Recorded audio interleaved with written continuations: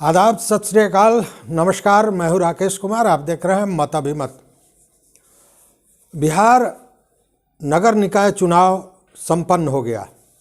18 जनवरी को प्रथम चरण का चुनाव हुआ था, जो 20 तारीख को उसका रिजल्ट भी आ गया, और कल 28 तारीख को दूसरे चरण का चुनाव भी संपन्न हो गया, जिसकी मतगणना कल यानी कि 30 दिसंबर को होनी है।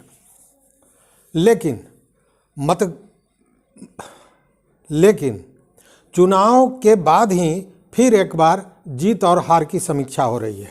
लेकिन इस चुनाव ने कई चीज़ों को जो पर्दे के पीछे था उसको सामने ला दिया है। जैसे किसी पार्टी के भीतर का तनाव, आपसी वैमनस्य, एक नेता का दूसरे नेता के प्रति, भले ही वो एक ही पार्टी में हों, उनके आपसी रंजिश, जातीय जो समीकरण है उसको लेकर जो मतभेद समाज में है, वो बहुत सी चीज़ें सामने आई हैं। लेकिन अभी दो ही चीज़ों पर चर्चा चल रही है, और वो दो चीज़ जो है उसमें एक तो ये है कि कौन जीतेगा कौन हारेगा, और दूसरा ये है कि 20 तारीख को सुप्रीम कोर्ट जो सुनवाई करेगा उसके बाद सुप्रीम कोर्ट का फैसला क्या आएगा। क्योंकि जो कानून के जानकार हैं उनका आज भी ये कहना है, और बड़े दावे के साथ कहना है, कि सुप्रीम कोर्ट ने जो ट्रिपल टेस्ट की बात कही थी, जो डेडिकेटेड आयोग की बात कही थी, उसको बिहार सरकार ने पूरा नहीं किया, और इसी के चलते ये चुनाव रद्द हो जाना चाहिए। इस तरह की बातें आ रही हैं। इसको लेकर तरह तरह का सोच भी है। जो हमने पीछे भी एक वीडियो बनाया था जिसमें बताया था कि हमने कई वैसे प्रत्याशियों को से बात की है, उनकी जानकारी ली है। उनका ये कहना है कि अगर 20 को, जो वो हारे हुए प्रत्याशी की मैं बात कर रहा हूँ, कि 20 को अगर चुनाव रद्द हो जाता है तो उन्हें एक और मौका मिलेगा। लेकिन इन सारे चीज़ों के बीच में अब देखिए, बिहार में जो स्थिति है सेम वही स्थिति यूपी नगर निकाय चुनाव में भी आ गया।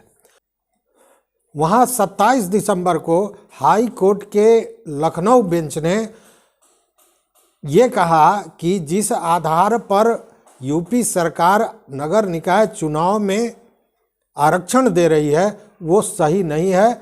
मतलब कि सुप्रीम कोर्ट के द्वारा तय फार्मूला का अनुपालन नहीं हुआ है, इसलिए वो बिना आरक्षण के, मतलब सीटों को सामान्य करके चुनाव कराए, और साथ में यह भी कहा कि यह चुनाव को अति शीघ्र कराया जाए, जितनी जल्दी हो कराया जाए।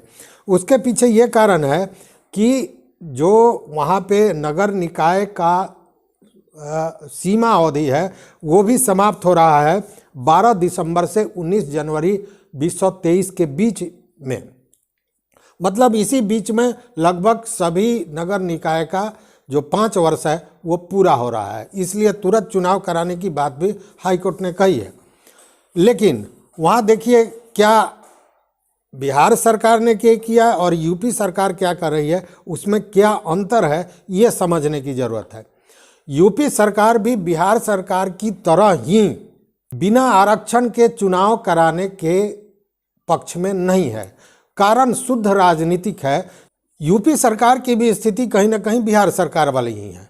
ओबीसी को रुष्ट करके वो सीटों को सामान्य बनाकर चुनाव कराने के लिए कतई तैयार नहीं है। आपने देखा होगा कि 27 तारीख को जैसे ही हाई कोर्ट का डिसीजन आया कि सारे जो योगी विरोधी लोग हैं या योगी सरकार के विरोधी लोग हैं, या यूं कहें कि जो ओबीसी के मुखर लोग हैं, वो पूरी तरह हमलावर हो गए योगी सरकार पर। लेकिन तुरंत ही मुख्यमंत्री योगी आदित्यनाथ ने स्पष्ट कर दिया कि बिना आरक्षण के वो चुनाव नहीं कराएंगे। साथ में यह भी बात आने लगी कि वो सुप्रीम कोर्ट जाएंगे, और साथ ही तुरंत उन्होंने एक डेडिकेटेड आयोग का, ओबीसी आयोग का गठन भी कर दिया। ये महत्वपूर्ण चीज़ है। बिहार सरकार ने और वहाँ में के जो आयोग है उसमें क्या अंतर है ये समझिए। बिहार सरकार ने जो आयोग गठन किया था वो ऑलरेडी पहले से अति पिछड़ा आयोग गठित था बिहार सरकार का, और वो जो पहले से आयोग था उसी को काम दे दिया गया एक नोटिफिकेशन के द्वारा कि आप ट्रिपल टेस्ट का सर्वे जो है सो पूरा करेंगे। लेकिन योगी सरकार ने ये नहीं किया है। योगी सरकार ने बाकायदा 5 सदस्यीय एक टीम की गठन की है, एक आयोग का गठन किया है और इस पिछड़ा आयोग के जो अध्यक्ष होंगे वो बनाया है रिटायर्ड जस्टिस अवतार सिंह को। मतलब कि आयोग का जो अध्यक्ष होंगे यूपी में वो एक रिटायर्ड जस्टिस हैं जिनका नाम है अवतार सिंह। साथ में ही सदस्य में चोब सिंह वर्मा, महेंद्र कुमार, संतोष विश्वकर्मा और ब्रजेश सोनी को उस आयोग में रखा गया है। यहाँ और वहाँ के आयोग में क्या अंतर था आप समझ गए होंगे। यहाँ पे जो आयोग बना था उसमें अध्यक्ष थे नवीन कुमार आर्य, अरविंद कुमार निषाद उसके सदस्य थे, ज्ञान चंद्र पटेल और पीके ठाकुर, यह सभी राजनीतिज्ञ लोग थे। जबकि आयोग के गठन में ये बातें सामने आती रही हैं कि उसका अध्यक्ष जब भी होगा तो कोई रिटायर्ड जस्टिस ही होगा। तो यहाँ एक प्रॉब्लम था। और दूसरी बात कि साथ में इस आयोग के गठन के साथ ही योगी सरकार सुप्रीम कोर्ट भी जाने की तैयारी में लग गई है, जैसी जानकारी मिल रही है। सुप्रीम कोर्ट इसलिए कि जब यह मामला सुप्रीम कोर्ट में जाएगा तो उन्हें एक मौका मिल जाएगा और इसी बीच में आयोग अपना जो सर्वे है वो करके रिपोर्ट सरकार को सौंप देगी और फिर राज्यपाल की सहमति से ये सारा काम किया जाएगा और उसी आधार पर आरक्षण भी तय किया जाएगा। मतलब कि समय मिल जाए इसके लिए सुप्रीम कोर्ट जाते हुए और बाकायदा दूसरी तरफ आयोग का गठन करके और ट्रिपल टेस्ट की प्रक्रिया को पूरी की जा रही है। जबकि बिहार सरकार में ऐसा नहीं हुआ था, पुराने आयोग को ही यह काम दे दिया गया था। और आपको याद होगा इसीलिए 28 नवंबर को बाकायदा जब सुप्रीम कोर्ट में बिहार के याचिकाकर्ता जो हैं सुनील कुमार वो गए थे कि तुरंत इसकी सुनवाई होनी चाहिए, चूँकि 18 दिसंबर और 28 दिसंबर को चुनाव होना है।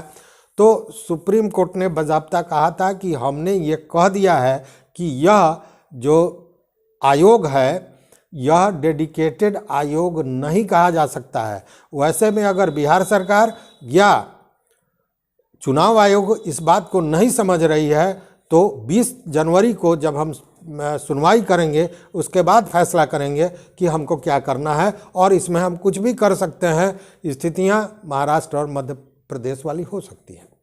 तो कहने का मतलब ये है कि दोनों में जो अंतर है, चूँकि बहुत से लोग हैं जो यूपी के मामले को बिहार से जोड़ के देख रहे हैं, लेकिन दोनों में एकदम अंतर है।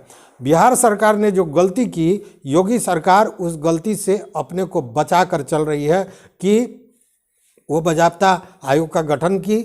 आयोग के गठन के बाद वो अपना जो आयोग है वो अपना रिपोर्ट देगा, उसी के आधार पर आरक्षण दिया जाएगा और तब चुनाव घोषित की जाएगी। चूँकि इसके पहले 5 दिसंबर को यूपी सरकार ने आरक्षण के लिए सूची भी जारी की थी, लेकिन उसी सूची के बाद जैसे वो सूची जारी हुआ उसी के बाद कई लोग हाईकोर्ट चले गए और उन्होंने याचिका दाखिल की कि यह आरक्षण गलत है। आपको जान के आश्चर्य होगा कि 93 याचिकाएं इस मैटर पर यूपी में डाला गया था। उस हिसाब से बिहार में बहुत कम है। अब प्रश्न ये उठता है कि क्या होने जा रहा है, क्योंकि यही स्थितियां महाराष्ट्र में भी पैदा हुआ था, मध्य प्रदेश में भी हुआ था, बिहार में, यूपी में और झारखंड में। जब महाराष्ट्र में इस आरक्षण को लेकर रोक लगी थी तो महाराष्ट्र के उद्धव सरकार ने बजाते वहाँ के पूर्व मुख्य सचिव जयंत कुमार बांटिया की अध्यक्षता में एक आयोग का गठन किया था और मतदाता सूची को आधार मानकर ट्रिपल टेस्ट कराया गया था और जिसमें 27% आरक्षण की बात कही गई थी, जिसे बाद में कोर्ट ने स्वीकार किया और वहाँ चुनाव हुआ।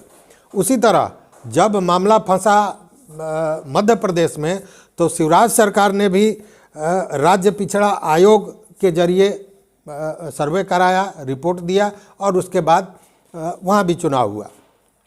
झारखंड की बात अगर करें तो झारखंड में जैसे ही पुराने आरक्षण को लेकर, ओबीसी आरक्षण जो पुराना था उसको लेकर नगर निकाय चुनाव की बात हुई, कोर्ट ने उस पर भी रोक लगा दिया। बस तुरंत हेमंत सोरेन ने एक हलफनामा दिया कि वो चुनाव ट्रिपल टेस्ट कराने के बाद ही करेंगे और उसके बाद चुनाव स्थगित है। अगले साल मतलब 23 में, जनवरी या फरवरी में संभावना व्यक्त की जा रही है कि रिपोर्ट आने के बाद वहाँ चुनाव कराई जाएगी। यूपी की स्थिति देख ही रहे हैं और बिहार तो हम झेल ही रहे हैं।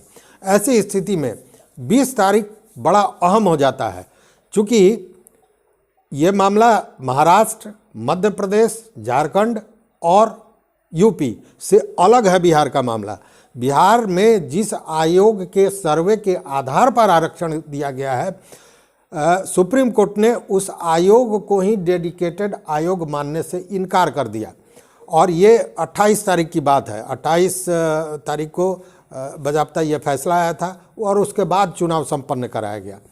खैर, अब सभी को 20 तारीख का इंतजार है कि 20 को क्या होता है, लेकिन तब तक कहीं ना कहीं जो ये संशय है ये बड़ा डरावना है।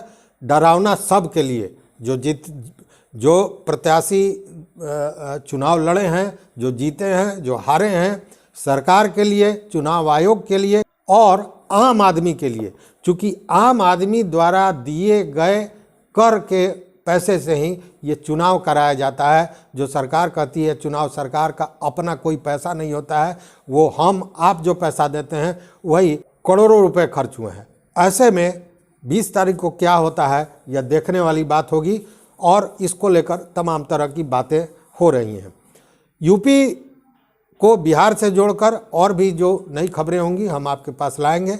निवेदन यह है कि चैनल पर नए हो तो निश्चित रूप से इसके सब्सक्राइब कर लें और वो बेल आइकॉन दबा दें। अगर आप हमारे फेसबुक पेज को देख रहे हैं तो उसे भी लाइक करें, चूँकि आपका सपोर्ट ही हमारी ताकत है। तो देखते रहिए मत अभिमत। बहुत बहुत धन्यवाद, कोटिशः आभार।